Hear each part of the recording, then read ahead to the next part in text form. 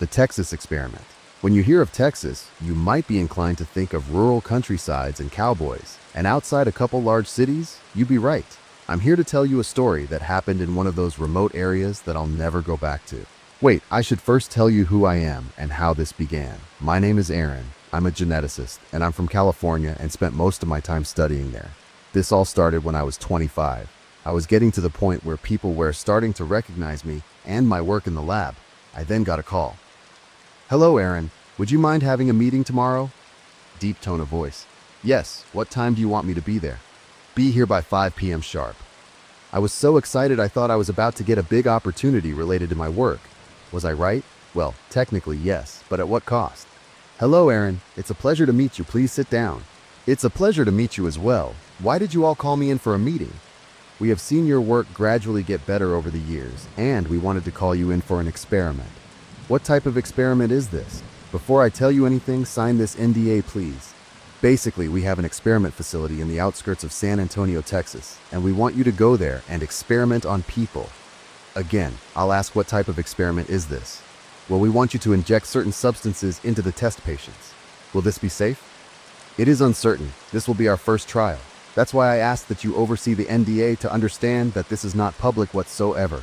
"I apologize, but I think I'll pass, sir. Thank you for giving me this opportunity." The man now hands me a sticky note with the number 2 million.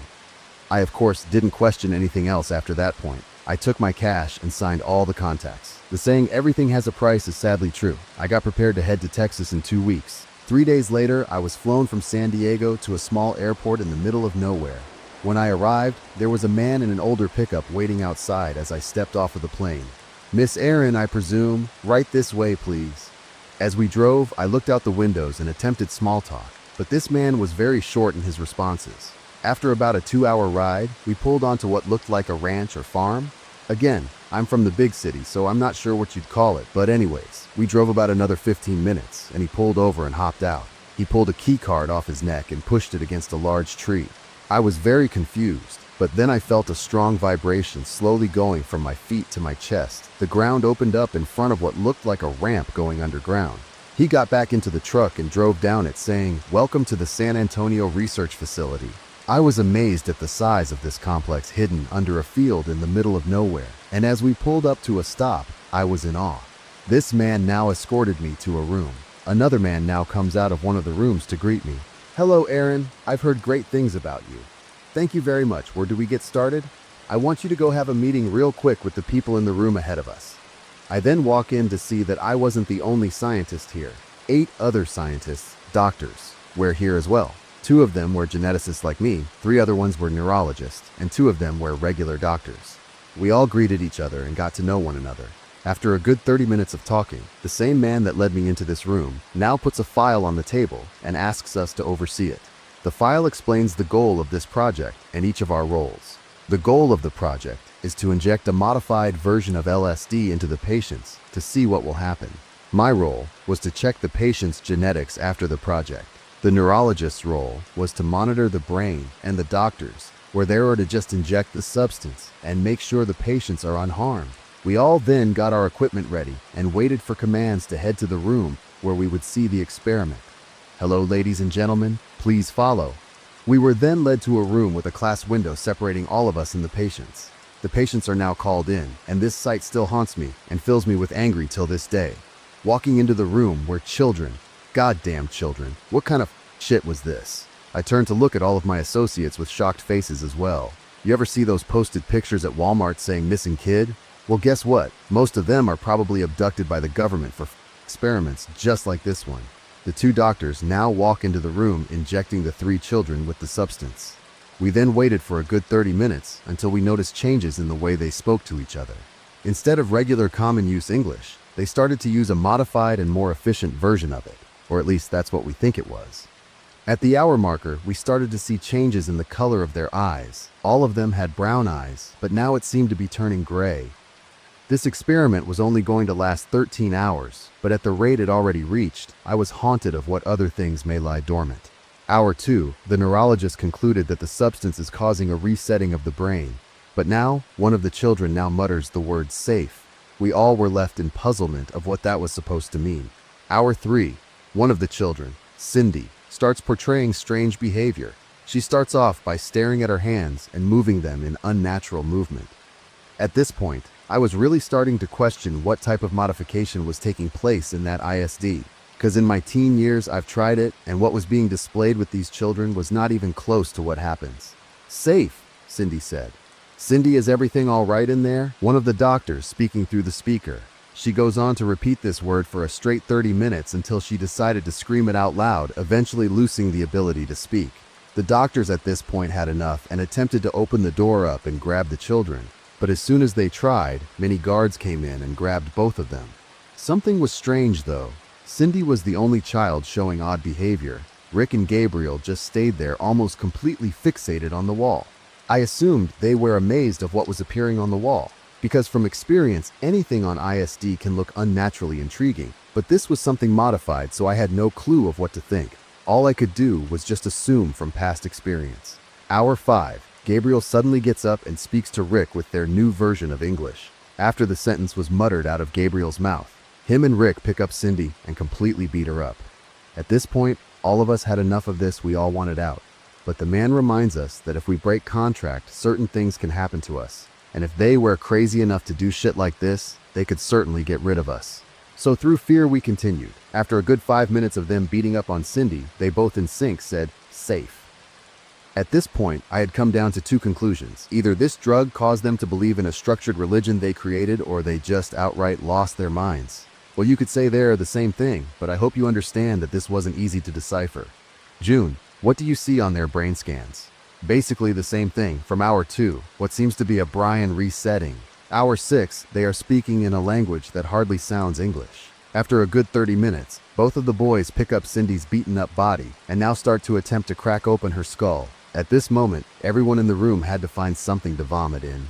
After a short period, they were successful in grabbing her brain out. Both of them now seemed to be studying every aspect of the brain. Maybe they were able to see things we couldn't. After 10 minutes, they looked at each other and nodded in agreement. They both started breaking bits and pieces of her brain apart. They now both took a handful of the brain parts and ate them. Now this wasn't making them the typical zombie, but it was certainly giving them a cannibalistic trait. A brief moment later, one of the neurologists yells out, "Hey everyone, come check this out! The brain scan's showing an abnormality accruing in the brain."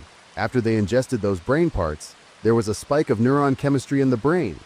So, you're basically saying through eating Cindy's brain they were able to gain more neurons? I'm not saying that's exactly what happened. Hour 7, the boys continue to speak to each other in the unknown language. Rick now walks up to the window. Even though he couldn't see us, he knew we could see him. He then gives us this eerie grin, with his gray eyes staring deep into all of our souls. He then says, safe. Gabriel now seems to be in pain. He yells out in excruciating agony. But from what the neurologist said, there seemed not to be any sort of physical pain produced from this substance. So if anything, Gabriel was yelling in a mental frustration of some sort.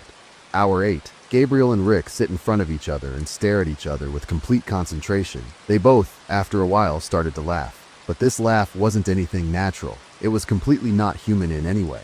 I assume that whatever this shit was, it gave them the ability to use telepathy. So one main thing all of us understood was that the main thing this substance caused was language adaptations. Hour 9, Gabriel gets up and starts to get frustrated. Rick tries to help him, but Gabriel outraged and started to attack Rick. Both of them fought for at least 30 minutes straight before exhausting to the point where they couldn't physically get up. But once every couple of minutes of rest, they continued to go at it. Towards the end of the hour, they had gained somewhat of a mutual acceptance that something else was more important. Or at least that's what it seemed like.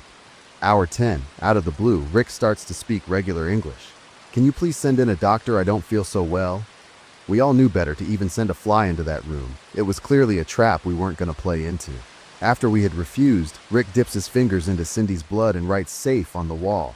While all of this was happening, Gabriel never took his eyes off of the window. He knew we were behind. Hour 11, Gabriel stands up, gets Cindy's body and slams it into the window. He continues this for 30 minutes. All of us turned the other way and covered our ears. We all likely were saying to ourselves, what have we gotten ourselves into? Rick then laughs loudly, in an unnatural way, until he broke his vocal cords like Cindy had at first, when she continually screamed, safe. After Gabriel had grown tired, he started to look at Rick with desperation. Hour 12, Rick started to touch the wall in a very peculiar way. He He kept on muttering safe as he touched the walls. Gabriel then creeps up behind Rick and chokes him with every ounce of strength he had with bloodlust like I've never seen before. He then proceeded to break his skull open and eat certain parts of the brain. Like before, he again gained more neurons in his brain. Hour 13, Gabriel has never once kept his eyes away from the window. He gave us this stare as if he wanted us to experience the worst pain imaginable. The man who seemed to be in charge of this experiment then walks in. He goes up to the speaker and says, "Gabriel, why have you done all of this?" After a brief pause of him trying to remember the ancient language English he once used, he responded, "Because I'm safe now, and I lust with every cell in my body to make all of you behind that window safe." The man now makes a command into his phone, and shortly after, guards open up the door and shoot the boy with darts. This is where I came in. I was forced to examine his body after. What I found out was shocking. Once the substance was injected, it sent a code to all of his genes to redirect a certain way, still unknown. The neurologist noticed that this substance completely changed his perception of reality. That's likely what caused him to act so inhumane. After we turned all of our reports in, we were told to head back to the room we all first met. There, all of us looked at each other in complete shock of the events that just transpired. I was the first to speak up. What did we sign up for? "I just can't believe they convinced us to do something this horrible," one of the scientists said. The other scientist couldn't even mutter a word. They were completely horrified. The man now walks into the room. "Thank you for you all's work. You will be shortly escorted out of this facility." A change into a more serious tone. "But just remember this, everything that happened here today will never be spoken of. And well, let's just say we have tabs on you all." After a couple of hours, they finally escorted me into a hotel nearby. That night, I couldn't sleep at all. Matter of fact, till this day I can barely sleep or socialize with other people. The 2 million wasn't worth it at all. I was now a rich man with mind. There wasn't no point. What really messes me up is that these were kids, no older than 12 years old, and they had to endure such a horrific experiment. And I played a hand in this. Even if I wasn't aware of the magnitude, I still had a hand in this. I write to you all here to finally let go of this burden that's been weighing me down for the past 2 years, hoping that this may help. Just know this. In the shadows lies nothing but pure evil. There are certainly messed up people out there that will do anything imaginable. Be safe, and just know next time you pass by a farm, it might just be a government facility that houses down to the bone evil experiments. Well, that was pretty much it. I hope you liked the story till then. Bye-bye.